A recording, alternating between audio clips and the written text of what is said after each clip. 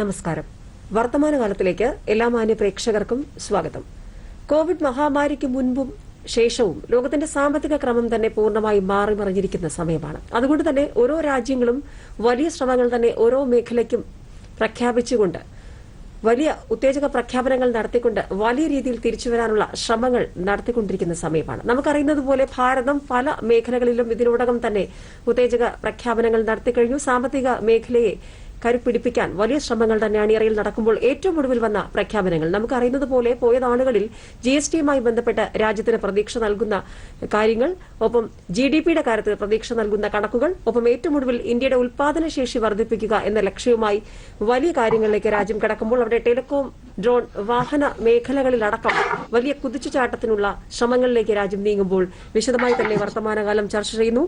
വളർച്ച തിരിച്ചുപിടിക്കാൻ ടെലികോം, വാഹന മേഖല.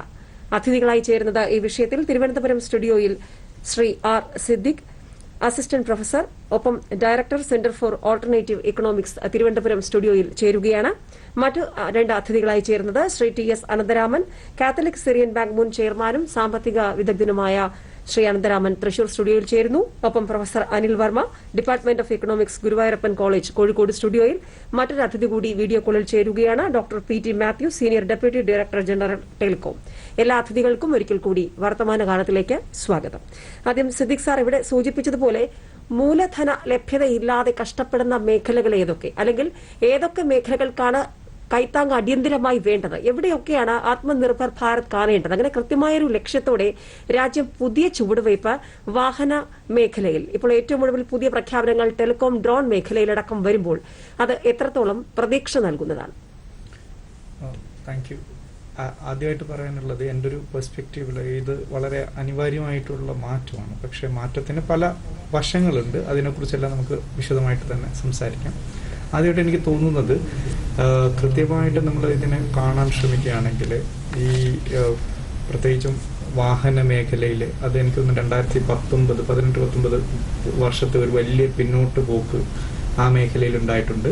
അത് 20-ലൊക്കെ ആകുമ്പോൾ തന്നെ കൂടുതൽ അത് റിവൈവ് ചെയ്യാനുള്ള ഒരു ശ്രമം നടക്കുമെങ്കിലും അത് കൃത്യമായിട്ട് വിജയിച്ചില്ല. ഈ ഒരു പശ്ചാത്തലത്തിലാണ് ഈ മേഖലയിൽ വലിയ ഇളവുകൾക്കോ അല്ലെങ്കിൽ അതിൻ്റെ ഇൻസെന്റിവൈസ് ചെയ്തുകൊണ്ടുള്ള ഉൽപ്പാദനം മെച്ചപ്പെടുത്തുന്നതിന് വേണ്ടിയുള്ള നടപടികൾ സർക്കാരിന്റെ ഭാഗത്തു നിന്നുണ്ടായിരിക്കുന്നത്. അപ്പം അതിനെ ആ ഒരു തരത്തിൽ, ആ ഒരു കണ്ണിലൂടെയാണ് നമ്മൾ കാണുന്നതെങ്കിൽ വളരെ പോസിറ്റീവായിട്ടുള്ള ഒരു നിലപാടാണ് ഇപ്പോൾ ചെയ്തിരിക്കുന്നത്.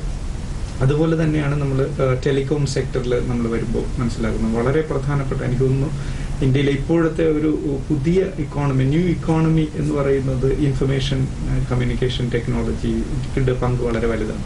ഈ ഒരു സാഹചര്യത്തിൽ നമ്മുടെ മിക്കവാറും എല്ലാ മേഖലകളും കൂടുതൽ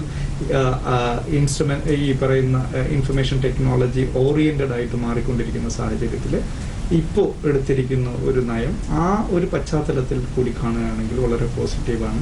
പക്ഷേ അതിന് വ്യത്യസ്തമായിട്ടുള്ള ഇഫക്റ്റുകൾ ഉണ്ട് എന്നുള്ളത് നമ്മൾ മനസ്സിലാക്കേണ്ടതുണ്ട്. കാരണം ഇപ്പോൾ ഉൽപാദനത്തിനെ സപ്പോർട്ട് ചെയ്യുന്ന തരത്തിലേക്കുള്ള ഒരു നയമായിട്ടാണ് പ്രഥമ ദൃഷ്ട്യാ നമുക്കിതിനെ കാണാൻ കഴിയുന്നത്.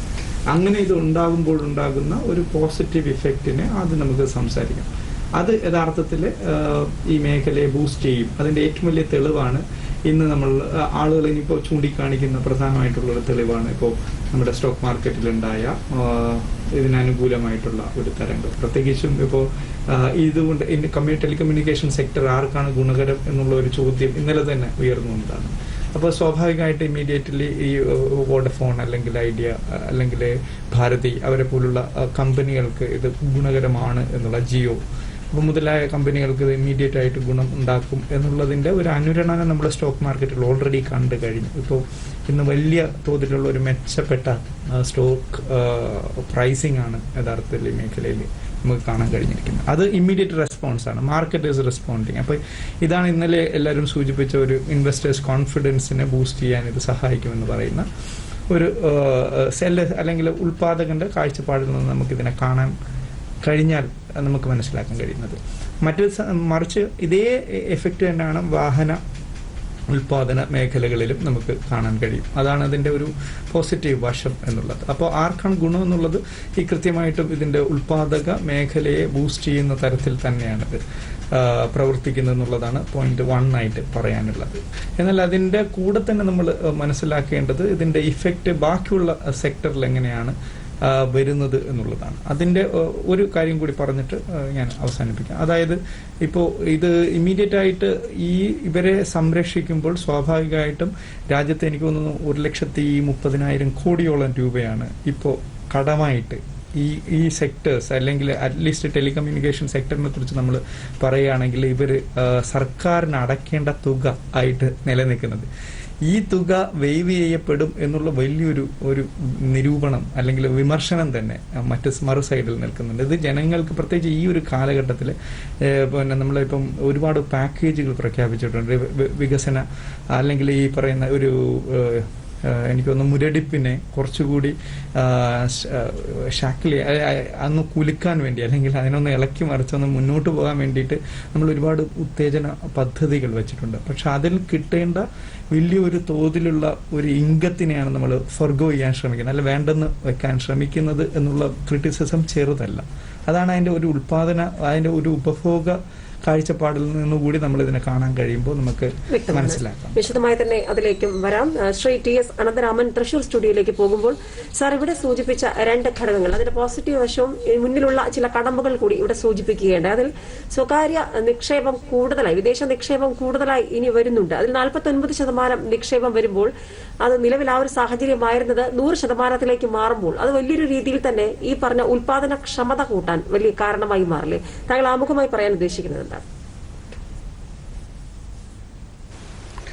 തീർച്ചയായിട്ടും 100% വിദേശ നിക്ഷേപം വരുന്ന സമയത്ത് കൂടുതൽ കമ്പനികൾ വരാനും കോമ്പറ്റീഷൻ വരാനും, ആ കോമ്പറ്റീഷനിൽ കൂടി സാധാരണക്കാരന് വളരെ നല്ല ഡീൽസ് ഇനിയും ഇപ്പോൾ തന്നെ ടെലികോം എടുക്കുകയാണെങ്കിൽ ലോകത്തിലെ ഏറ്റവും അധികം ടാരിഫ് കുറഞ്ഞ രാജ്യം ഇന്ത്യയാണ്. ഏറ്റവും അധികം പുറമെയുള്ള രാജ്യങ്ങളിൽ നമ്മുടെ ടാരിഫിനെ പറ്റി പറയുമ്പോൾ അവർക്കത് വിശ്വസിക്കാൻ സാധിക്കുന്നില്ല. അത് കോമ്പറ്റീഷൻ കാരണമാണ്. ഈ 100% നിക്ഷേപം ചെയ്യുന്ന സമയത്ത് കൂടുതൽ കമ്പനികൾ വരാനും ഇപ്പോഴുള്ള കമ്പനികൾക്ക് കൂടുതൽ എഫിഷ്യൻ്റായിട്ട് കൂടുതൽ ക്യാപിറ്റൽ ഇൻഫ്യൂഷനൊക്കെ വന്നിട്ട് ചെയ്യാനും സാധിക്കും എന്നുള്ളതാണ് ഒരു പ്രധാനപ്പെട്ട കാര്യം. പിന്നെ ഇതിന് മുമ്പ് സംസാരിച്ച അദ്ദേഹം പറഞ്ഞ ഒരു കാര്യത്തിൽ ഈ ടെലികോമിൽ റവന്യൂ ലോസ് വന്നേക്കാം എന്നുള്ളൊരു സംശയം പ്രകടിപ്പിക്കുകയുണ്ടായി. പക്ഷേ ഇന്നലെ ഫൈനാൻസ് മിനിസ്റ്റർ വളരെ കൃത്യമായിട്ട് പറഞ്ഞത് ഈ പറയുന്ന 4 ഇയർ മൊറട്ടോറിയം എന്ന് പറയുന്നത് റവന്യൂ ന്യൂട്രലാണ്. ഗവൺമെൻറ്റിന് 4 കൊല്ലം മൊറട്ടോറിയം കൊടുത്ത് അത് കമ്പനികൾ സർവൈവ് ചെയ്യുക, പിടിച്ചു നിൽക്കാൻ വേണ്ടിയുള്ളൊരു പോസ്റ്റ്പോൺമെൻ്റാണ്. അപ്പോൾ റവന്യൂ നഷ്ടപ്പെടുന്നില്ല. ഈ 4 കൊല്ലത്തെ പലിശ മിനിമം ലെൻഡിംഗ് റേറ്റ് +2% പലിശ ഈടാക്കുമെന്നും കൂടിയും പറയുന്നുണ്ട്. അത് കാരണം നഷ്ടപ്പെടുക എന്നുള്ളൊരു പ്രശ്നം ഈ പറയുന്ന പദ്ധതിയിൽ വരുന്നുമില്ല. വ്യക്തമാണ്. മറ്റ് അതിഥികളിലേക്ക് പോകുമ്പോൾ പ്രൊഫസർ അനിൽ വർമ്മ ഇവിടെ സൂചിപ്പിച്ചതുപോലെ ഡിജിറ്റൽ ഇന്ത്യ എന്നൊരു വലിയൊരു ലക്ഷ്യം യാഥാർത്ഥ്യമാക്കാനുണ്ട് രാജ്യത്തിന്. പ്രത്യേകിച്ച് ഈ ഒരു സ്വപ്നം കഴിഞ്ഞ കുറെ നാളായി നമ്മൾ പങ്കുവെക്കുന്നതുമാണ്. അവിടെയാണ് ഇവിടെ 2 അതിഥികളും സൂചിപ്പിച്ചതുപോലെ പ്രതീക്ഷയുടെ ആദ്യ ഭാഗത്തേക്ക് വരുമ്പോൾ കൂടുതൽ കമ്പനികൾ വരുന്നു, കൂടുതൽ നിക്ഷേപങ്ങൾ ഉണ്ടാകുന്നു, കൂടുതൽ മത്സര സ്വഭാവത്തോടെ പ്രവർത്തിക്കുന്നു, കൂടുതൽ ഗുണനിലവാരമുള്ള സേവനങ്ങൾ ജനങ്ങൾക്ക് ലഭിക്കുന്നു. സ്വാഭാവികമായും ഇവിടെ സൂചിപ്പിച്ചതുപോലെ നിലവിൽ പ്രഖ്യാപിച്ചിരിക്കുന്ന മൊറട്ടോറിയം ഒക്കെ മറികടന്നുകൊണ്ട് ഒരു അതിജീവനത്തിലൂടെ പക്ഷേ കമ്പനികൾക്ക് കൂടുതൽ കരുത്തോടെ മടങ്ങി വരാനും രാജ്യത്തിന് ലഭിക്കേണ്ടത് കൃത്യമായി അത് ലഭിക്കാനുമുള്ള അവസരം കൂടി ഉണ്ടാകും. അങ്ങനെയാണ് താങ്കൾ കാണുന്നത്? എങ്ങനെയാണ് താങ്കൾ ഈ വിഷയത്തെ കാണുന്നത്? പ്രൊഫസർ അനിൽ വർമ്മ. സിദ്ദിഖ് സാർ സൂചിപ്പിച്ചതുപോലെ ഈ പുതിയ PLI സ്കീം എന്ന് പറയുന്നത് ആക്ച്വലി ഒരു സപ്ലൈ സൈഡ് മെഷറാണ്. സപ്ലൈ സൈഡ് മെഷർ എന്നുകൊണ്ട് ഉദ്ദേശിക്കുന്നത് നമ്മളുടെ രാജ്യത്തെ ഉൽപാദനം വർദ്ധിപ്പിച്ചുകൊണ്ട് ഈ ഒരു വാഹന മേഖലയിൽ അഭിമുഖീകരിച്ച ഒരു പ്രതിസന്ധിയെ തരണം ചെയ്യുക എന്നുള്ളതാണ് അതിൻ്റെ ഉദ്ദേശം. അത് യഥാർത്ഥത്തിൽ വലിയൊരു പ്രതിസന്ധിയാണ് വാഹന മേഖലയിലും അതുപോലെ തന്നെ ബാക്കി മേഖലകളിലും. നമുക്കറിയാലോ, കോവിഡ് വരുന്നതിന് മുൻപ് തന്നെ 2019 മെയ് മാസത്തോട് കൂടെ തന്നെ വലിയൊരു പ്രതിസന്ധി നമ്മളുടെ വാഹന മേഖലയിൽ ഉണ്ടായിരുന്നു. ബാക്കി മേഖലകളിലും വലിയൊരു പ്രതിസന്ധി ഇന്ത്യൻ സമ്പദ് വ്യവസ്ഥ അഭിമുഖീകരിച്ചിരുന്നു. അപ്പൊ അതിനെ മറികടക്കാനായിട്ട് ഒരുപാട് നടപടികൾ ഗവൺമെന്റിന്റെ ഭാഗത്തുനിന്ന് ഗവൺമെന്റ് മുന്നോട്ട് വച്ചിട്ടുണ്ട്. സാമ്പത്തിക പാക്കേജുകൾ പ്രഖ്യാപിക്കപ്പെട്ടു. പക്ഷെ ഇതിന്റെ എല്ലാം ഈ PLI സ്കീമുകളുടെ 13 മേഖലകളിൽ മുന്നോട്ട് വച്ചിരിക്കുന്ന PLI സ്കീമുകളെല്ലാം തന്നെ ഒരു തരത്തിലൊരു സപ്ലൈ സൈഡ് മെഷറാണ്. വലിയ ഒരു ചോദന പ്രതിസന്ധിയാണ്, ഒരു ഡിമാൻഡ് സൈഡിലുള്ള ഡെഫിസിറ്റ് ആണ് നമ്മുടെ സമ്പദ് വ്യവസ്ഥയിൽ നിലനിൽക്കുന്നത്. അപ്പോൾ ആ ഒരു ഡിമാൻഡ് സൈഡും കൂടെ ഇതിന്റെ കൂടെ സപ്പോർട്ട് ചെയ്യുന്ന വിധത്തിൽ, ആളുകളുടെ വരുമാനം വർദ്ധിപ്പിക്കുന്ന വിധത്തിൽ, ആളുകളുടെ ക്രയശേഷി വർദ്ധിപ്പിക്കുന്ന വിധത്തിൽ, അവരുടെ ഇൻകം വർദ്ധിപ്പിക്കുന്ന വിധത്തിലുള്ള ഒരു നടപടിയും കൂടെ ഗവൺമെന്റ് ഇതിന്റെ കൂടെ മുന്നോട്ട് വയ്ക്കേണ്ടതായിരുന്നു എന്നാണ് എനിക്ക് ഈ വിഷയത്തെ സംബന്ധിച്ച് തോന്നുന്നത്. തീർച്ചയായും ശ്രീ PT മാത്യുവിലേക്ക് കൂടി പോകുമ്പോൾ, സാർ ഇവിടെ സൂചിപ്പിച്ച ഘടകങ്ങൾ, പ്രത്യേകിച്ചും ഈ ഒരു നമ്മൾ ടെലികോം മേഖലയിലേക്ക് തന്നെ വരുമ്പോൾ നിലവിലെ പ്രഖ്യാപനങ്ങൾ, നിലവിലെ തീരുമാനങ്ങൾ എത്രത്തോളം പ്രതീക്ഷ നൽകുന്നതാണ്? ഇന്ത്യയിലെ ടെലികോം മേഖല വളരെ പ്രതിസന്ധി നേരിടുന്ന ഒരു കാലഘട്ടമാണ് ഇന്ന്. കഴിഞ്ഞ 1.5 വർഷത്തോളം ഈ പാൻഡമിക് സമയത്ത് സാധാരണ ജനങ്ങളെ സംബന്ധിച്ചിടത്തോളം telecom, mobile communication, data requirement വളരെയധികം വർദ്ധിച്ചിട്ടുണ്ട്. ഏതാണ്ട് മാസത്തില് 2 GB കുറച്ചു കാലം മുമ്പ് ഉപയോഗിച്ചിരുന്നത് ഇന്ന് കേരളത്തിൽ 14 GB പെർ മന്ത് ഒരു സാധാരണ കസ്റ്റമർ ഉപയോഗിക്കുന്നുണ്ട്. അപ്പൊ അവരെ സംബന്ധിച്ചിടത്തോളം 4G ആണ് ഇന്ന് നമ്മുടെ നാട്ടിൽ നിലവിലുള്ളത്. അതിന്റെ ഒരു എക്സ്പാൻഷൻ വളരെ വേഗത്തിൽ നടക്കേണ്ടതായിട്ടുണ്ട്. അടുത്ത സാമ്പത്തിക വർഷത്തോടുകൂടി 5G ടെക്നോളജി ഇന്ത്യയിൽ നടപ്പാക്കാൻ ഉദ്ദേശിക്കുന്നുണ്ട്. ഇതിന് വളരെ ക്യാപിറ്റൽ ഇന്റൻസീവ് ആയിട്ട് ഇപ്പോഴുള്ള കമ്പനികളും അതുപോലെ പുതിയ കമ്പനികളും ഈ രംഗത്തേക്ക് വരേണ്ടതായിട്ടുണ്ട്. 5G ഒരു വലിയ മാറ്റം തന്നെയായിരിക്കും 5G ഇൻട്രൊഡ്യൂസ് ചെയ്യുന്നതോടുകൂടി ഇന്ത്യയിൽ നടപ്പാക്കാൻ പോകുക. അപ്പൊ മറ്റു രാജ്യങ്ങളിൽ 5G അവൈലബിൾ ആയി കഴിഞ്ഞപ്പോൾ തന്നെ മറ്റ് എല്ലാ മേഖലകളിലും മാറ്റത്തിന്റെ ഒരു തരംഗം തന്നെയായിരിക്കും വരിക. പ്രധാനമായിട്ടും ഈ ടെലികോം സർവീസ് മാത്രമല്ല, ഇന്റർനെറ്റ് ഓഫ് തിങ്സ്, അതുപോലെ പല ഡിവൈസസ് ഈ രംഗത്തേക്ക് അതിന്റെ പ്രൊഡക്ഷൻ, അതുപോലെ ജനങ്ങൾക്ക് കൂടുതൽ ജോലി ലഭ്യമാക്കുന്ന രീതിയിലുള്ള പ്രവർത്തന ശൈലിയും വരികയാണ്. അപ്പോൾ ഇന്നലെ പ്രഖ്യാപിച്ച കാര്യങ്ങളിൽ ഒരു പ്രധാനപ്പെട്ട കാര്യം എന്ന് പറയുന്നത് 4 വർഷത്തേക്കുള്ള ഒരു മൊറട്ടോറിയം, അതായത് AGR ഡ്യൂസിന് ഒരു 4 വർഷത്തേക്കുള്ള മൊറട്ടോറിയമാണ് ഇന്ന് ടെലികോം കമ്പനികൾക്ക് നൽകിയിട്ടുള്ളത്. അത് വെറും ഒരു മൊറട്ടോറിയം ആണെങ്കിൽ പോലും അവർക്ക് ഇപ്പോൾ പുതിയ ഇൻവെസ്റ്റ്മെന്റിനുള്ള ഒരു സാധ്യത തെളിയുകയാണ്. MCLR + 2% ഇൻട്രസ്റ്റ് നൽകിക്കൊണ്ട് അടുത്ത ഒരു 4 വർഷത്തേക്ക് ഇത് ഡെഫർ ചെയ്യുവാനായിട്ട് സാധിക്കുന്നു.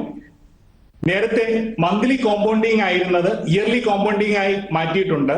ഇതുവഴിയായിട്ട് ടെലികോം കമ്പനികൾക്ക് ഇപ്പോൾ പുതിയതായി ഇൻവെസ്റ്റ്മെന്റ് നടത്താനുള്ള ഇതിനാവശ്യമായ പണ ലഭ്യത അവൈലബിൾ ആകുന്നു. അതുപോലെ തന്നെ അതിന്റെ ഒരു ഇൻട്രസ്റ്റ് പാർട്ട് തൽക്കാലം ഡെഫർ ചെയ്തിരിക്കുന്നത് ഒരു converted to an equity own by government എന്നുള്ള ഒരു തീരുമാനം കൂടിയുണ്ട്. പക്ഷെ അതിന്റെ മോഡാലിറ്റീസ് പ്രഖ്യാപിക്കാനിരിക്കുന്നു. അതുപോലെ തന്നെ മേജർ ആയിട്ടുള്ള ഒരു തീരുമാനമായിരുന്നു കഴിഞ്ഞ വർഷം വന്നത്. AGR കാൽക്കുലേഷൻ ഇപ്പോൾ ഒരു ടെലികോം കമ്പനിക്ക് നോൺ ടെലികോം റവന്യൂ ആയിട്ടുള്ള കാര്യങ്ങൾ, ഫോർ എക്സാമ്പിൾ ഇൻട്രസ്റ്റ്, ഡിവിഡന്റ്, അല്ലെങ്കിൽ സെയിൽ ഓഫ് മീൻസ് അസറ്റ്സ്, അതിൽ നിന്ന് കിട്ടുന്ന റവന്യൂ പോലും AGR കാൽക്കുലേഷൻ വേണ്ടി ഉപയോഗിച്ചിരുന്നു. അപ്പോൾ അത് നോൺ ടെലികോം റവന്യൂ ആണ്. അതിനെ AGR കാൽക്കുലേഷൻ നിന്ന് മാറ്റിയിരിക്കുന്നു. അതുപോലെ FDI ഇൻവെസ്റ്റ്മെന്റ് ഇപ്പോൾ 49% ഉള്ളൂ. അത് 100% ഇൻക്രീസ് ചെയ്തിരിക്കുന്നു. ഏതാണ്ട് കുറച്ച് വർഷങ്ങൾക്ക് മുമ്പ് നിങ്ങൾക്കറിയാം, ഇന്ത്യയിൽ ഏതാണ്ട് 12 ടെലികോം കമ്പനികൾ ഉണ്ടായിരുന്നു. ഇപ്പൊ അത് ചുരുങ്ങി ഏതാണ്ട് 3 പ്രൈവറ്റ് കമ്പനികളും ഒരു പബ്ലിക് സെക്ടർ കമ്പനിയും മാത്രമേ ഉള്ളൂ. ഇനിയും കൂടുതൽ കമ്പനികൾ ഇന്ത്യയിൽ ഇൻവെസ്റ്റ് ചെയ്യേണ്ട ഒരു ആവശ്യകത ഇന്നുണ്ട്. വളരെ ക്യാപിറ്റൽ ഇന്റൻസീവ് ആയിട്ടുള്ള ഒരു മേഖലയാണ് ടെലികോം. അപ്പൊ ടെലികോമിന്റെ പുരോഗതി മറ്റ് എല്ലാ മേഖലകളിലും പ്രതിഫലിക്കും. കാരണം ജനങ്ങളുടെ എംപ്ലോയ്മെന്റ് ഓപ്പർച്യൂണിറ്റി ഇപ്പോൾ 5G അല്ലെങ്കിൽ അതുമായിട്ട് ബന്ധപ്പെട്ടുള്ള മേഖലകളിലുള്ള വളർച്ച ഇന്ത്യയിൽ ഒരു പുരോഗതി തന്നെയായിരിക്കും. That is A continuous expansion ആണ്. അപ്പോൾ ഈ മേഖലയിൽ ഡയറക്റ്റ് ആയിട്ടും ഇൻഡയറക്റ്റ് ആയിട്ടും ജോലി സാധ്യതകൾ വർദ്ധിപ്പിക്കുന്നു. അതുപോലെ തന്നെ നമ്മുടെ GDP-യിലുള്ള ഒരു ഇൻക്രീസ്, ഒരു 10% ടെലികോം മേഖലയിലുള്ള ഇൻക്രീസ് ഏതാണ്ട് GDP തന്നെ 1% വ്യത്യാസം തന്നെ വരുത്തും. പിന്നെ അതുപോലെ തന്നെ സ്പെക്ട്രം യൂസേജ് നേരത്തെ 20 വർഷത്തേക്കായിരുന്നു സ്പെക്ട്രം ഓപ്ഷൻ ചെയ്ത് കൊടുത്തിരുന്നത്, അത് 30 വർഷത്തേക്കായിരിക്കും ഇനി മുതൽ. അതുപോലെ തന്നെ കസ്റ്റമറെ സംബന്ധിച്ചിടത്തോളം ഈച്ച് ആൻഡ് എവരി ഒരു കണക്ഷൻ എടുക്കുന്നുണ്ടെങ്കിൽ കസ്റ്റമർ ആപ്ലിക്കേഷൻ ഫോം ഫില്ല് ചെയ്യുന്നത് വളരെ സിംപ്ലിഫൈഡ് ആയി ഒരു ആപ്പ് വഴിയായിട്ട് ഇനി കസ്റ്റമർക്ക് വീട്ടിലിരുന്നുകൊണ്ട് തന്നെ കണക്ഷൻ എടുക്കാൻ സാധിക്കും. അപ്പോൾ വളരെ കസ്റ്റമറെ സംബന്ധിച്ചിടത്തോളം വളരെ സിംപ്ലിഫൈഡ് ആയിട്ടുള്ള ഒരു ആക്ടിവിറ്റി ആയിരിക്കും നടക്കുക. വിശദമായി തന്നെ ഇതിലേക്ക് മടങ്ങി വരാം, വളരെ പെട്ടെന്ന് ഒരു ചെറിയ ഇടവേളയിലേക്ക്.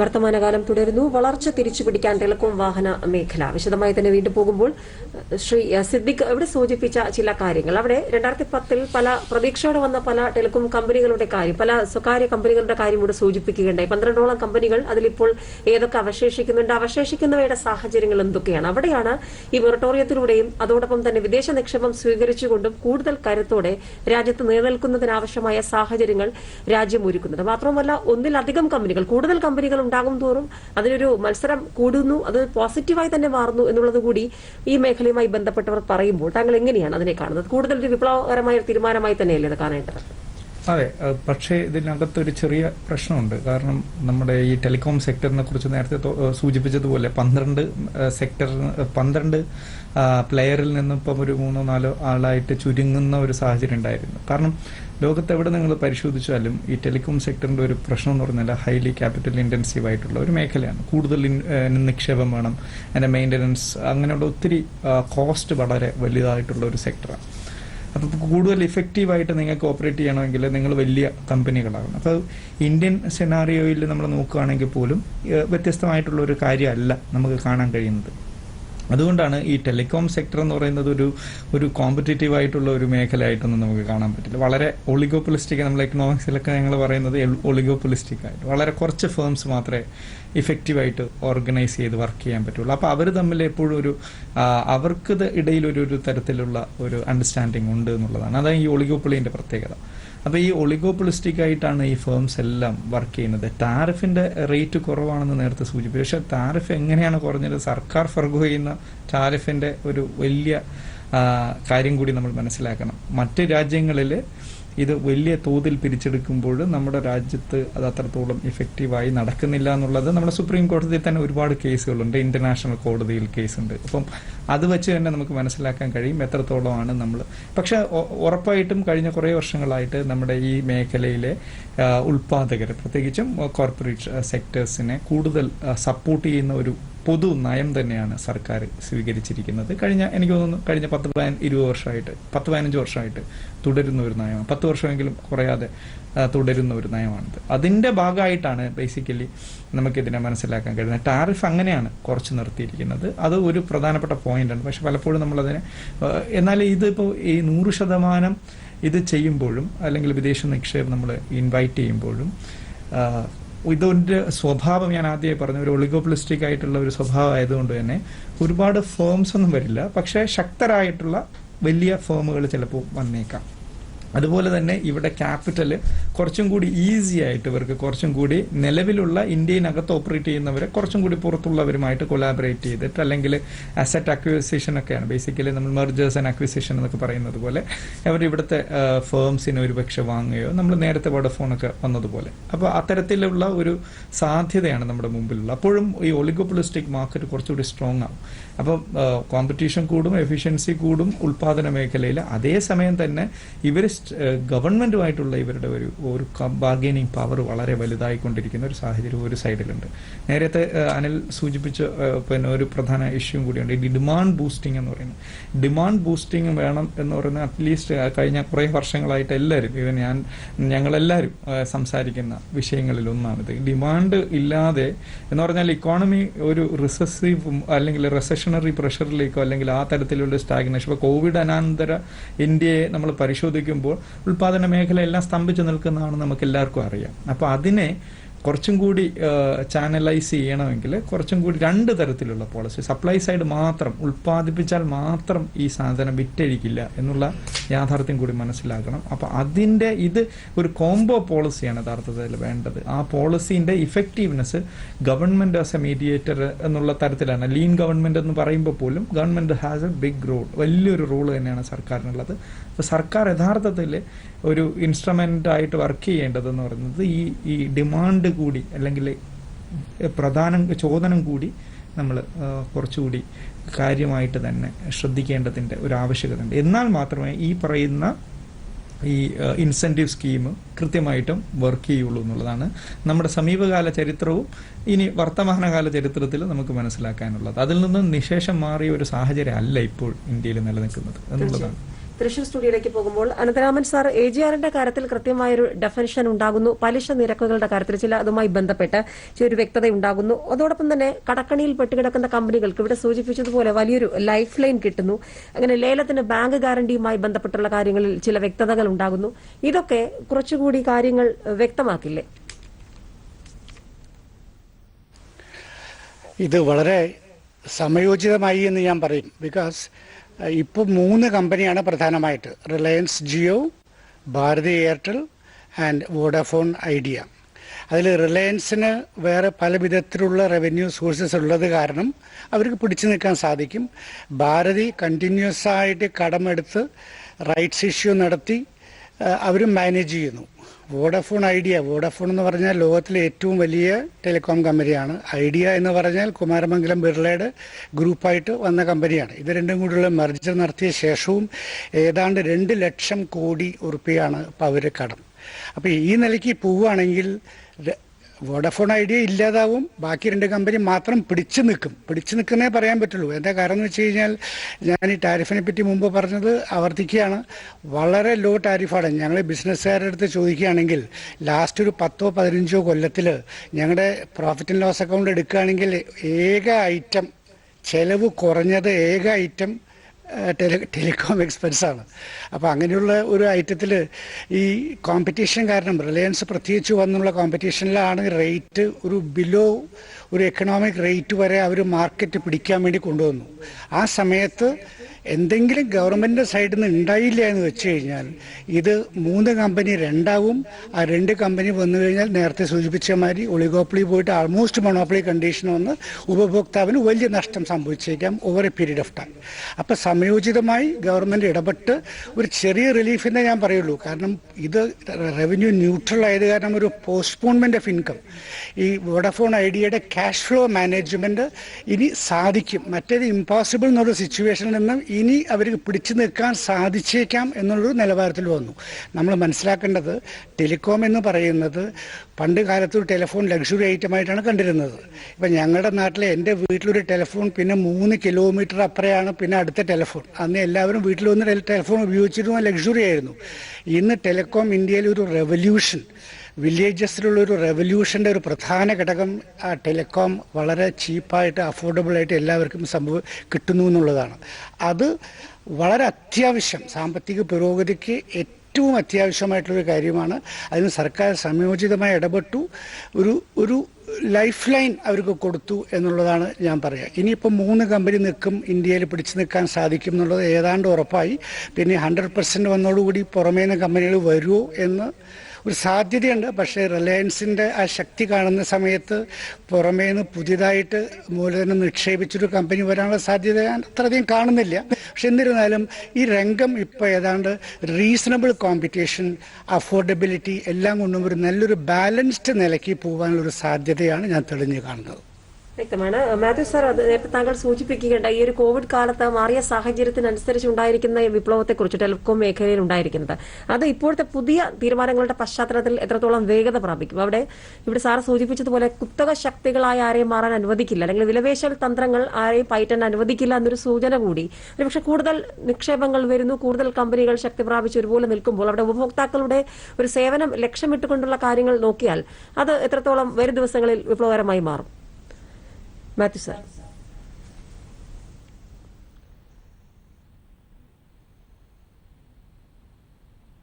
കാലാനുസരണമായി നടപ്പാക്കേണ്ടതുണ്ട്. ഇപ്പോൾ നമ്മൾ 4Gയിലാണ്.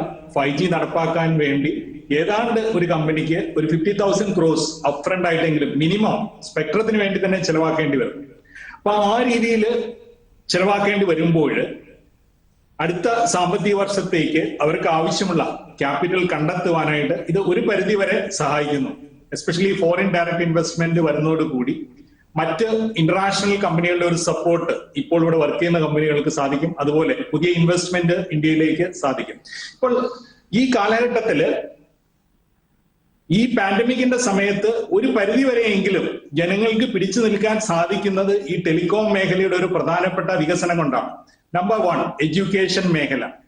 അതായത് ഈവൻ ചെറിയ കുട്ടികൾ പോലും റിമോട്ടായിട്ട് എഡ്യൂക്കേഷൻ എന്നുള്ള ഈ എഡ്യൂക്കേഷൻ എന്ന സംവിധാനത്തോ വഴിയായിട്ട് എഡ്യൂക്കേഷൻ കണ്ടിന്യൂ ചെയ്യാൻ സാധിക്കുന്നു എന്നുള്ളത് ഈ മേഖലയുടെ ഒരു പുരോഗതിയാണ്. ഇപ്പോഴും നമ്മുടെ പല റിമോട്ട് ഏരിയയിലും ഇന്റർനെറ്റിന്റെ സ്പീഡ് കുറവായിട്ട് വേണ്ട രീതിയിൽ അവർക്ക് പാഠ്യ പദ്ധതികളിൽ പങ്കെടുക്കാൻ സാധിക്കുന്നില്ല എന്നുള്ള പരാതികളുണ്ട്.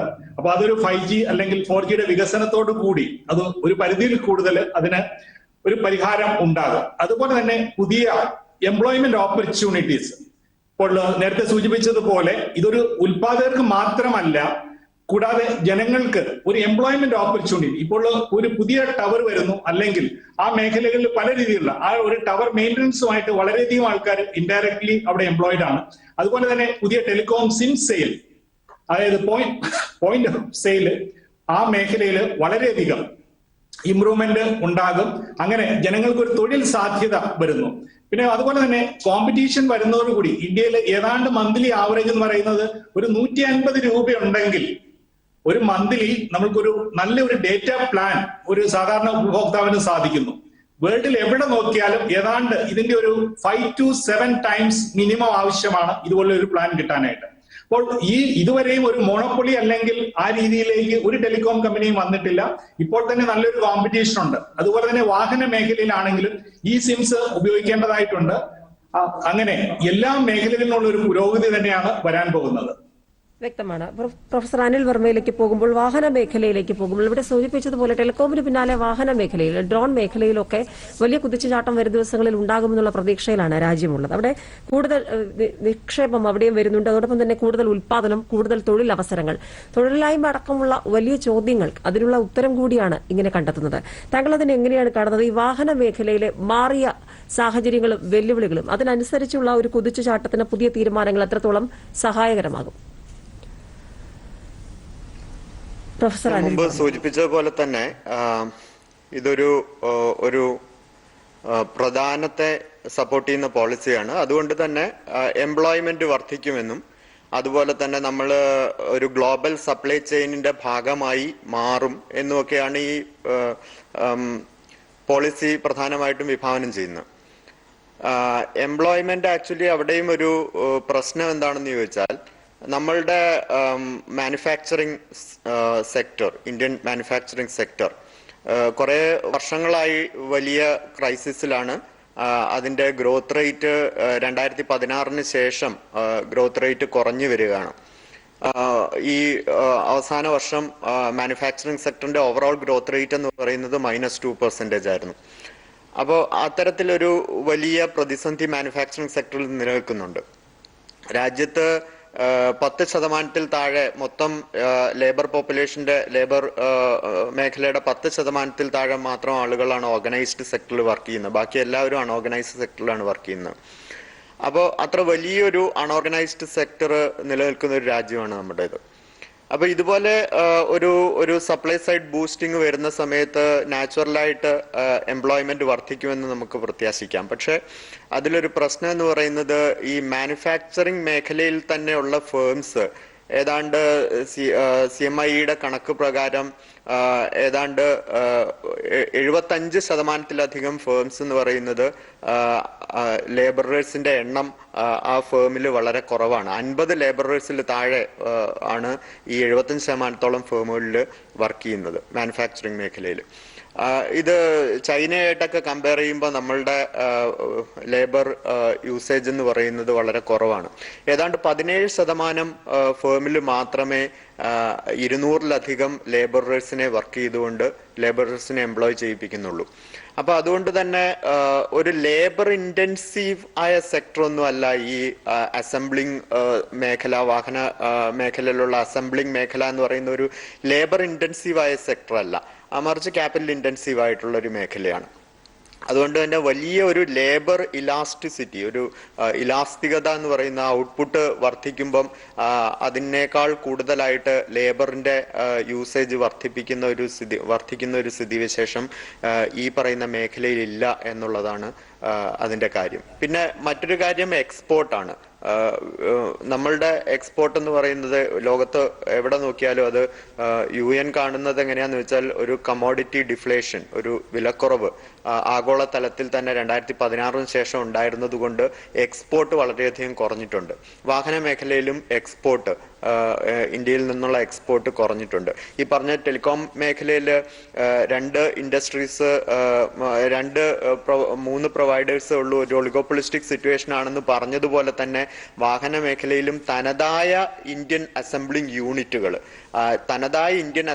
യൂണിറ്റുകളുടെ എണ്ണം കുറഞ്ഞു വരികയാണ്. അത് മിക്ക മാനുഫാക്ചറിങ് മേഖലകളിലും അത് നമുക്ക് കാണാൻ പറ്റും. ഇപ്പോൾ ഉദാഹരണത്തിന് ടി വി പ്രൊഡ്യൂസേഴ്സ് ഇപ്പം വളരെ പണ്ട് കെൽട്രോൺ പോലെയോ അല്ലെങ്കിൽ ഒനിഡ പോലെയോ ഒക്കെയുള്ള TV കമ്പനീസ് ഇന്ത്യയിൽ വർക്ക് ചെയ്തിരുന്നു. പക്ഷെ ഇന്നിപ്പം ആകെപ്പാടെ ഇന്ത്യൻ കമ്പനീസ്, തനതായ ഇന്ത്യൻ കമ്പനീസ് എന്ന് പറയുന്നത് വളരെ കുറവാണ്. സൗത്ത് കൊറിയൻ കമ്പനീസോ അതുപോലെയുള്ള കമ്പനീസാണ് ഇന്ത്യയുടെ TV നിർമ്മാണ മേഖല. അതുപോലെ തന്നെ എല്ലാ മാനുഫാക്ചറിങ് മേഖലകളിലും തനതായ ഒരു ഇന്ത്യൻ സാന്നിധ്യം മാറി ഇതൊരു സപ്ലൈ ചെയിനിന്റെ ഭാഗം മാത്രമായി നമ്മളൊരു സപ്ലൈ ചെയിനിന്റെ ഭാഗം മാത്രമായി മാറുന്ന വിധത്തിലൊരു പോളിസിയാണ് ഇതുമൂലം എൻവിസേജ് ചെയ്യുന്നത് എന്നുള്ളൊരു ക്രിറ്റിസിസം ഈ പോളിസിയിലൂടെ കടന്നു പോകുമ്പോൾ എനിക്ക് തോന്നിയിട്ടുണ്ട്. വ്യക്തമാണ്. ശ്രീ സിദ്ദിഖ്, ഈ ഓട്ടോ സെക്ടർ വലിയ മാറ്റങ്ങൾ വന്നുകൊണ്ടിരിക്കുന്ന സമയമാണ്, പ്രത്യേകിച്ചും ഇലക്ട്രിക് വാഹനങ്ങളുമായി ബന്ധപ്പെട്ട്. പക്ഷെ മറ്റ് വമ്പൻ ശക്തികളെ, കുത്തക ശക്തികളെ തന്നെ ആശ്രയിക്കാതെ നമ്മൾ പ്രത്യേകിച്ച് മേക്ക് ഇൻ ഇന്ത്യയും ആത്മനിർഭർ ഭാരതിലൂടെ പറയുന്ന ലക്ഷ്യങ്ങളും അത് തന്നെയാണ്. നമ്മുടെ രാജ്യത്തിൽ തന്നെ പല കാര്യങ്ങളിലും മാറ്റം ഉണ്ടാക്കിക്കൊണ്ട് എങ്ങനെ ഈ ഒരു മേഖലയിലേക്ക് കൂടി കടന്നു വരാം എന്ന വഴിക്ക് വരുമ്പോൾ ഈ മാറ്റങ്ങൾ അതെവിടെ പ്രയോജനകരമായി മാറുന്നത് എങ്ങനെയാണോ, അതോ താങ്കൾ ഇവിടെ ഇപ്പോൾ സാർ ചൂണ്ടിക്കാണിച്ച ചില പ്രതിസന്ധികൾ അതിനെ എങ്ങനെയാണ് കാണുന്നത്? അനിൽ വർമ്മ പറഞ്ഞ വളരെ പ്രസക്തമായിട്ടുള്ള 2 കാര്യങ്ങളാണ്. ഈ പ്രത്യേകിച്ച് അവസാനം പറഞ്ഞ ഓട്ടോമൊബൈൽ സെക്ടറിലെ പ്രശ്നങ്ങൾ, ആ നിരൂപണം പോസിറ്റീവാണ്. എനിക്ക് തോന്നുന്നു ആ നിരൂപണം നിലനിൽക്കുന്നതാണ്. വലിയ തരത്തിൽ ഈവൻ ഗവൺമെന്റ് തലത്തിൽ പോലും അത് ചർച്ച ചെയ്യുന്ന ഒരു സാധനമാണ്. പക്ഷെ അത് നിലനിൽക്കുമ്പോൾ തന്നെ അതിൻ്റെ കൂടെ ചില പ്രശ്നങ്ങളുണ്ട്. ഇപ്പം നമ്മൾ BA നമ്മുടെ ഈ 2018-19 ക്രൈസിസ്, 19 അവസാനം ഉണ്ടായ ക്രൈസിസിന്റെ കാരണം തന്നെ നമ്മൾ ഈ BS6 പോവും എന്ന് പറഞ്ഞ ഒരു ഇതുമായിട്ട് ബന്ധപ്പെട്ടിട്ടാണ്. BS6 വളരെ പ്രധാനമാണ്. എൻവയൺമെന്റൽ ഇതുമായിട്ടൊക്കെ ബന്ധപ്പെട്ട് നമ്മൾ പുതിയ ജനറേഷനിലേക്ക് മാറേണ്ടതുണ്ട് ഉൽപ്പാദനത്തിൽ. പക്ഷെ അത് വന്നപ്പോൾ സംഭവിച്ചത് നമ്മൾ ഡൊമസ്റ്റിക് മാനുഫാക്ചറേഴ്സ് ആൻഡ് സെല്ലേഴ്സ് ഭയങ്കരമായിട്ടുള്ള ക്രൈസിസിൽ വരുന്ന ഒരു സാഹചര്യം ഉണ്ടായി. അതാണ് യഥാർത്ഥത്തിൽ ഓട്ടോമൊബൈൽ സെക്ടറിനെ ഇമ്മീഡിയറ്റ് ആയിട്ട് പിടിച്ചു കുലുക്കിയത് ആ സമയത്ത്. ഇത് പിന്നെ നമ്മളുടെ ഉൽപാദനവും അതുപോലെ തന്നെ നമ്മുടെ ഡിമാൻഡും വളരെ കുറവാണ്. ഇപ്പൊ ചൈനയുമായിട്ടൊന്നും ഇന്ത്യനെ ഒരിക്കലും കമ്പയർ ചെയ്യാനേ പറ്റില്ല ഈ മാനുഫാക്ചർ. പ്രത്യേകിച്ചും നമ്മളിവിടെ 1000 കാറാണ്, എനിക്കൊന്നു നമ്മുടെ ഈ ഇലക്ട്രിക് കാറാണ് ഒരു വർഷം ടാറ്റയ്ക്ക് ഉൽപ്പാദിപ്പിച്ച് വിൽക്കാൻ പറ്റുന്നത്. 1000 കാറാണ് പരമാവധി ഇന്ത്യയിൽ. നേരെ മറിച്ച് ചൈനയിൽ അത് അത്രയൊന്നുമല്ല. നമുക്ക് 10 മില്യന് താഴെയാണ്, 3 മില്യന് താഴെയാണ് ഒരു വർഷം എന്ന് പറഞ്ഞാൽ 30 ലക്ഷം കാറാണ് ഒരു വർഷം ഇന്ത്യയിൽ മൊത്തത്തിൽ വിൽക്കുന്നത്. ചൈനയിൽ അത് ഏകദേശം അതിൻ്റെ 10 ടൈംസ് ആണ്. ഇതാണ് നമ്മൾ ചൈനയും തമ്മിലുള്ള ഡിഫറൻസ് ഓട്ടോമേഷനിൽ. അപ്പോൾ അവർ ഉൽപ്പാദിപ്പിക്കുന്ന സാധനം അവരുടെ മാർക്കറ്റിൽ തന്നെ അവർക്ക് ഒന്നാമത് വിൽക്കാൻ പറ്റുന്നുള്ളൂ. രണ്ടാമത് അതുകൊണ്ട് തന്നെ ഈ ഡൊമസ്റ്റിക് ആയിട്ടുണ്ടാകുന്ന ക്രൈസിസും ഇന്റർനാഷണൽ ക്രൈസിസും ഒരു തരത്തിൽ അവർക്ക് തരണം ചെയ്യാൻ കഴിയുന്നുണ്ട് എന്നുള്ളതാണ് ആഗോളതലത്തിലെ ഇന്ത്യയുടെ പൊസിഷൻ നമ്മൾ നോക്കിയിട്ട് പറയുമ്പോൾ നമുക്ക് മനസ്സിലാക്കാൻ കഴിയുന്നത്.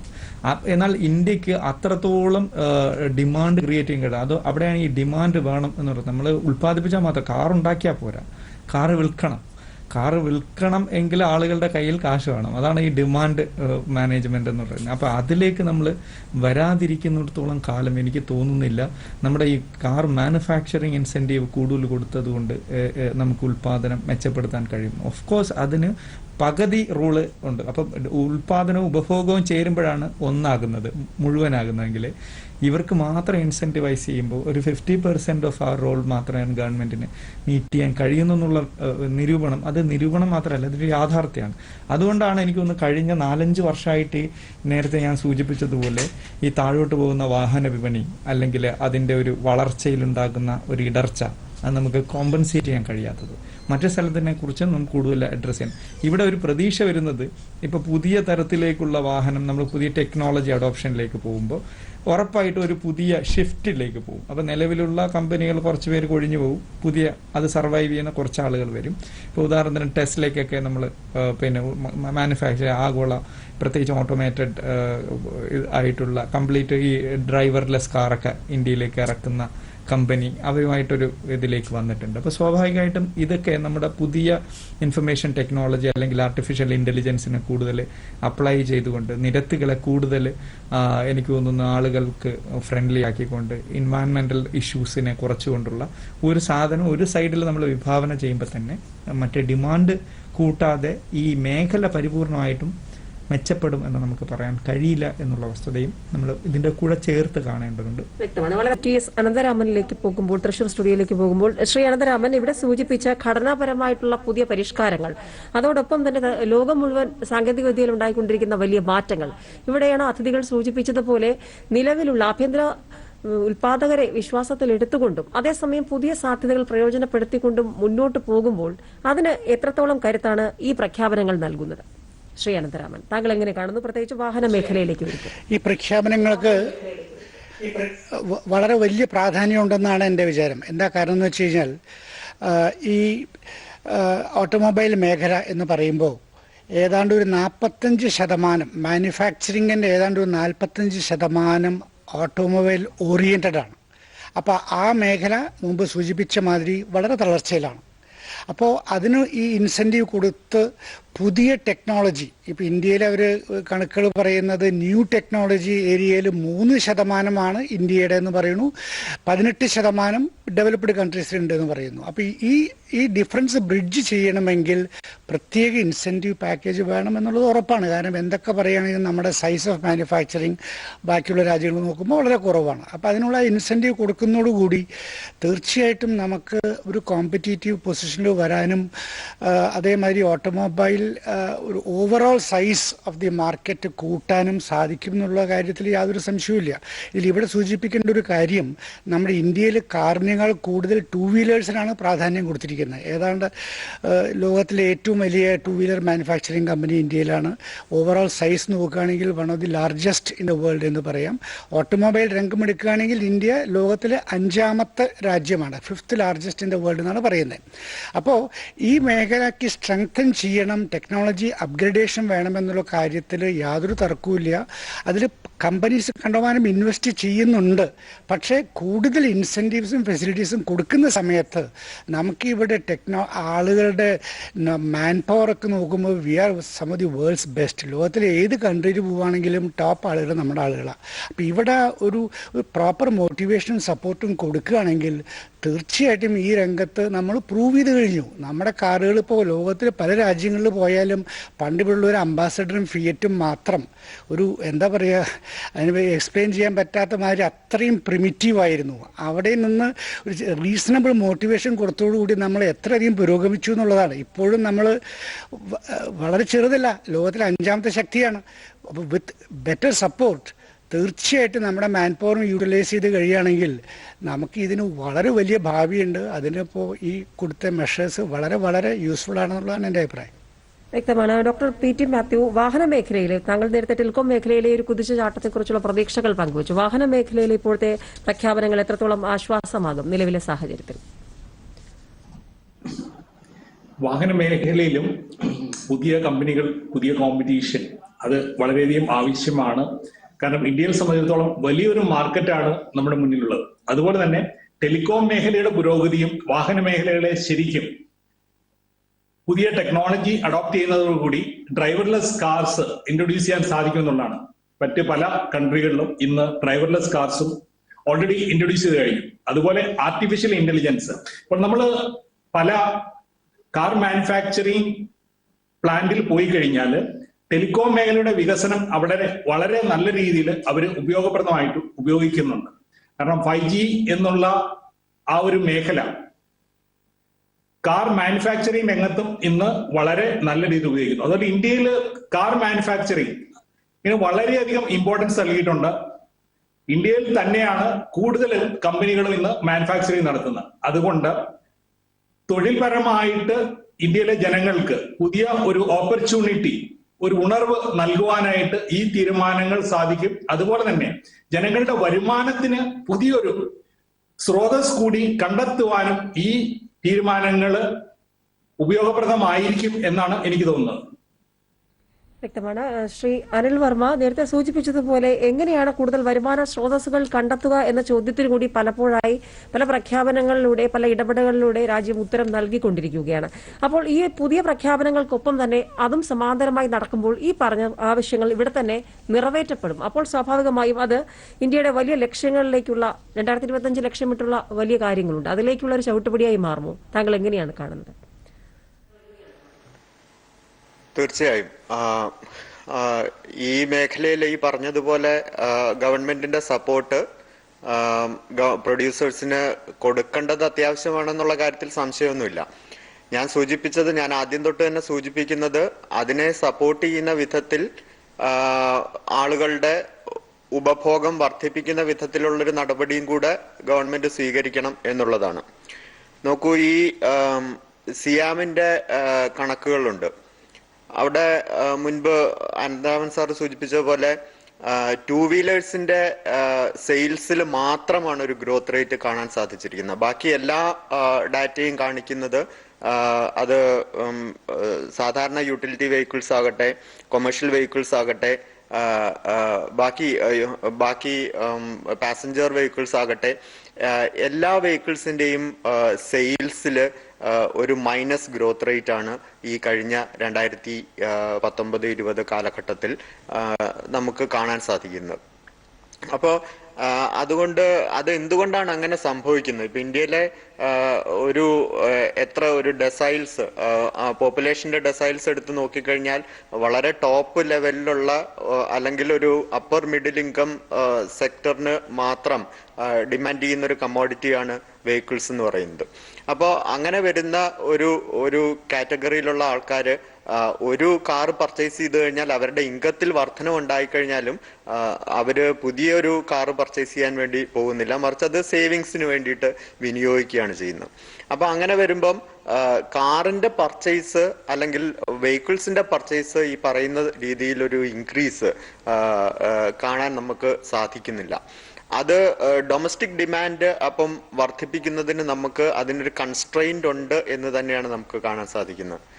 അപ്പൊ പിന്നെ ബാക്കിയുള്ള ഈ മൊത്തം ചോദനത്തിന്റെ ഘടകങ്ങൾ എന്ന് പറയുന്നതിൽ ഏറ്റവും പ്രധാനപ്പെട്ട ഘടകങ്ങളിൽ ഒന്നാണ് ഡൊമസ്റ്റിക് ഡിമാൻഡ് എന്ന് പറയുന്നത്.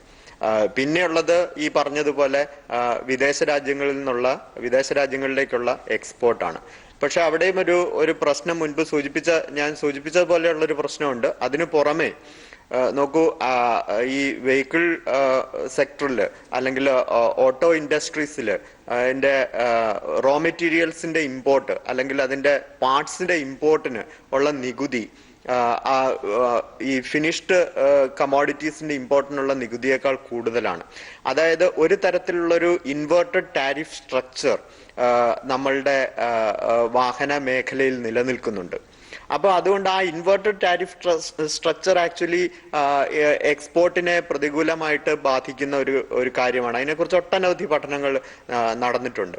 അപ്പോൾ അത്തരത്തിലുള്ള ഇൻവേർട്ടഡ് ടാരിഫ് സ്ട്രക്ചർ നിലനിൽക്കുന്നത് കൊണ്ട് തന്നെ ഒരു എക്സ്പോർട്ട് ഓറിയന്റഡ് ആയിട്ടുള്ള അല്ലെങ്കിൽ ഒരു എക്സ്പോർട്ട് ആക്ടിവിറ്റീസ് ഈ മേഖലയിൽ നടക്കുന്നില്ല.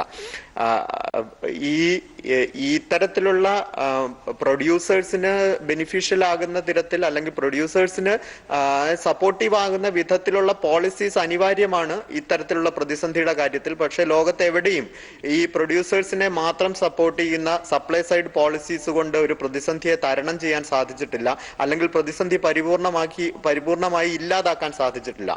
പല ഭരണകൂടങ്ങളും വലിയ രീതിയിൽ സപ്ലൈ സൈഡ് പോളിസീസ് പറയുന്ന ഭരണകൂടങ്ങൾ പലതും ഈ തരത്തിൽ ഡിമാൻഡ് സൈഡ് പോളിസീസും കൂടെ അതിന്റെ കൂടെ അഡോപ്റ്റ് ചെയ്യുന്നുണ്ട്. ഇപ്പോ 2008 വലിയ സാമ്പത്തിക പ്രതിസന്ധി കഴിഞ്ഞ സമയത്ത് അമേരിക്കയിൽ റേറ്റ് ഓഫ് ഇൻട്രസ്റ്റ് കുറച്ച് നിക്ഷേപങ്ങൾ വർദ്ധിപ്പിക്കാനുള്ളൊരു ശ്രമം നടന്നിരുന്നു. പക്ഷെ അതുകൊണ്ട് സൈസബിൾ ആയിട്ടുള്ള രീതിയിലുള്ള നിക്ഷേപങ്ങൾ അമേരിക്കൻ സമ്പദ് വ്യവസ്ഥയിൽ വന്നിട്ടില്ല എന്നുള്ളത് ഫെഡറൽ റിസർവ് തന്നെ ചൂണ്ടിക്കാണിച്ചിട്ടുണ്ട്. പിന്നീട് ഇന്ത്യയുടെ എക്സ്പീരിയൻസും വ്യത്യസ്തമൊന്നുമല്ല. ഈ ക്രൈസിസ് വന്ന സമയത്ത് വലിയ രീതിയിൽ റേറ്റ് ഓഫ് ഇൻട്രസ്റ്റ് കുറച്ച് ഇൻവെസ്റ്റ്മെന്റ് വർദ്ധിപ്പിക്കാനുള്ള ശ്രമം നടത്തിയിട്ടുണ്ട്. പക്ഷേ വലിയ ഇൻവെസ്റ്റ്മെന്റുകളൊന്നും വന്നിട്ടില്ല. കോർപ്പറേറ്റ് ടാക്സ് വലിയ രീതിയിൽ കുറച്ചിട്ടുണ്ട്. പക്ഷേ കോർപ്പറേറ്റ് മേഖലയിൽ ഇൻവെസ്റ്റ്മെന്റ് ഈ പറയുന്ന രീതിയിൽ സൈസബിൾ ആയിട്ട് ഇൻക്രീസ് ചെയ്തിട്ടില്ല. രണ്ട് രീതിയിലും രണ്ട് സൈഡിൽ നിന്നുമുള്ള ഒരു പോളിസി ഇക്കാര്യത്തിൽ അനിവാര്യമാണ് എന്നാണ് എനിക്ക് തോന്നുന്നത്. വ്യക്തമാണ്. തീർച്ചയായും ശ്രീ സദിഖ്, നമ്മുടെ ചർച്ച അവസാനിപ്പിക്കുമ്പോൾ വരും ദിവസങ്ങളിൽ പക്ഷേ മറ്റു കാര്യങ്ങൾക്ക് കൂടി വ്യക്തത ഉണ്ടാകുമെന്നുള്ള പ്രതീക്ഷയിൽ തന്നെയാണ് രാജ്യമുള്ളത്.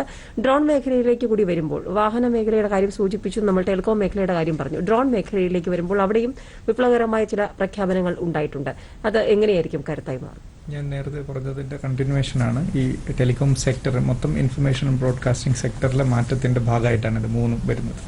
അപ്പോൾ ഇവിടെ ഡ്രോൺ സാങ്കേതിക വിദ്യകൾ നമ്മുടെ ഇപ്പോൾ ഇൻക്രീസിങ് ആയിട്ടുള്ള ഒരുപാട് കാര്യത്തിലേക്ക്, നമ്മളിപ്പം പണ്ട് ഇപ്പോൾ ക്യാമറാമാൻ ആയിരുന്നു, പക്ഷേ ഇപ്പോൾ നമ്മൾ ഡ്രോൺ ഉപയോഗിച്ചാണ് ഷൂട്ട് ചെയ്യുന്നത്. അപ്പോൾ ഇതെല്ലാം ഇൻക്രീസിങ് ആയിട്ടുള്ള ആർട്ടിഫിഷ്യൽ ഇന്റലിജൻസിന്റെ ഉപയോഗവും മാറുന്ന സാഹചര്യത്തിനനുസരിച്ചുള്ള മുന്നോട്ട് പോക്കുമാണ്. അതായത് ഒരു നേരത്തെ സൂചിപ്പിച്ച മേക്ക് ഇൻ ഇന്ത്യയോ അല്ലെങ്കിൽ ടെക്നോളജി ഡിപ്പെൻഡ് ചെയ്തുള്ള ഇന്ത്യയുടെ ഒരു വലിയ അടിസ്ഥാനത്തിന്റെ പുറത്ത് തന്നെയാണ് ഇതെല്ലാം വർക്ക് ചെയ്യുന്നത്. അത് എന്നോട് സംശയമില്ല. പക്ഷേ ഇത് ഒരു കാര്യം എനിക്ക് പറയാനുണ്ട്. കാരണം നേരത്തെ നമ്മൾ ഇപ്പോൾ ടെലികോം സെക്ടറിനെ കുറിച്ച് നമ്മൾ പറഞ്ഞു. അപ്പോൾ അത് ഇന്റർനാഷണൽ ഫേംസിനെ നമ്മൾ ഇവിടേക്ക് ക്ഷണിക്കുന്നതിന് വേണ്ടി FDI അതുപോലെ അവർക്ക് ഇൻസെന്റിവൈസ് ചെയ്യുന്ന കാര്യങ്ങളൊക്കെ ചെയ്യുമ്പോൾ തന്നെ എനിക്കൊരു ചെറിയ അപ്രിഹെൻഷൻ ഉള്ളതെന്ന് പറയുന്നത് ഡൊമസ്റ്റിക് ആയിട്ടുള്ള പോളിസികളെ നമ്മൾ എത്രത്തോളം സപ്പോർട്ട് ചെയ്യുന്നു എന്നുള്ളതാണ്. ഉദാഹരണത്തിന് നമ്മുടെ തന്നെ ഇവിടെ ചർച്ച ചെയ്യപ്പെട്ട ഒരുപാട് വിഷയങ്ങളിൽ പ്രധാനപ്പെട്ട ഒരെണ്ണം ഈ ഫോൺ പോലുള്ള സാധനം യഥാർത്ഥ ഡിജിറ്റൽ മേഖലയിൽ അല്ലെങ്കിൽ ഇവിടെ തന്നെ ടെലികോമിന് പകരമായിട്ടുള്ള ഈ ഇന്റർനെറ്റ് അങ്ങനെയുള്ള സംവിധാനങ്ങളെ റെവല്യൂഷനൈസ് ചെയ്യാൻ പര്യാപ്തമായ ഇത്തരം ടെക്നോളജി ലോക്കലായിട്ടുള്ള അല്ലെങ്കിൽ ലോക്കലായിട്ട് നമുക്ക് ചെയ്യാൻ പറ്റുന്ന കാര്യങ്ങളെ കൂടി ഇതേ ലെൻസിലൂടെ നമുക്ക് കൊണ്ടുവന്ന് അതിനെ സപ്പോർട്ട് ചെയ്യാൻ കഴിഞ്ഞാൽ എനിക്ക് തോന്നുന്നു കുറച്ചും കൂടി റെവല്യൂഷനൈസ് ചെയ്യാൻ പറ്റും. കാരണം ഇപ്പം നമ്മുടെ എഡ്യൂക്കേഷനെ കുറിച്ച് നമ്മൾ തുടക്കത്തിൽ സൂചിപ്പിച്ചത് തന്നെ എഡ്യൂക്കേഷനിലാണ് നമ്മൾ സ്റ്റാർട്ട് ചെയ്തത്. ഈ എഡ്യൂക്കേഷനെ നമുക്ക് കുറച്ചും കൂടി ആളുകൾക്ക് വയബിൾ ആക്കാൻ കഴിയുന്നത്, കുറച്ചും കൂടി കോസ്റ്റ്ലെസ് ആക്കാൻ കഴിയുന്നത് ഇത്തരത്തിലുള്ള ലോക്കലായിട്ടുള്ള മെക്കാനിസത്തിന്റെ അഡോപ്ഷൻ കൂടിയാണ്. അതിനെ നർച്ചർ ചെയ്യുന്നതിലൂടെയും നമുക്ക് ഇത് മെച്ചപ്പെടുത്താൻ കഴിയും. അന്തർദേശീയ കോമ്പറ്റീഷൻ വരുമ്പോൾ സ്വാഭാവികമായിട്ടും ലോക്കലായിട്ടുള്ള ഉൽപ്പന്നങ്ങളുടെ തന്നെ ക്വാളിറ്റി വർദ്ധിപ്പിക്കാൻ നമ്മൾ കൂടുതൽ ജാഗരൂകരാകും. അപ്പൊ അതിനെ കൂടി നമ്മൾ ഒരേ കയ്യിൽ തന്നെ നമുക്ക് രണ്ട് കൈകളുണ്ടെങ്കിൽ അതിനെ എടുക്കുമ്പോൾ നമ്മളെ പോളിസി ആ തരത്തിൽ ബാലൻസ്ഡ് ആയിട്ട് എടുക്കണമെന്നുള്ള ഒരു നിർദ്ദേശം അല്ലെങ്കിൽ അങ്ങനെ ഒരു വിചാരം അങ്ങനെ ആയിരുന്നുവെങ്കിൽ നന്നായിരിക്കും എന്നുള്ളതും കൂടി എനിക്ക് വളർച്ച തിരിച്ചുപിടിക്കാൻ വളരെ വേഗത്തിലുള്ള ശ്രമങ്ങൾ തന്നെ രാജ്യം നടത്തുമ്പോൾ, പ്രത്യേകിച്ചും ഏറ്റവും ഒടുവിൽ ടെലികോം വാഹന മേഖലയിലടക്കം ഇവിടെ അധികൃതർ പങ്കുവച്ചതുപോലെ വളരെ ഗൌരവമുള്ള ഇടപെടലുകൾ ഇനിയും ഉണ്ടാകുമെന്ന് തന്നെ പ്രതീക്ഷിക്കുകയാണ്. വളരെയധികം നന്ദി ശ്രീ സിദ്ദിഖ്, ശ്രീ TS അനന്തരാമൻ, പ്രൊഫസർ അനിൽ വർമ്മ, ഒപ്പം ഡോക്ടർ PT മാത്യു ഇത്രയും നേരം ഈ വിഷയത്തിൽ സംസാരിച്ചതിന്. മറ്റൊരു വിഷയവുമായി വീണ്ടും കാണാം. നന്ദി, നമസ്കാരം.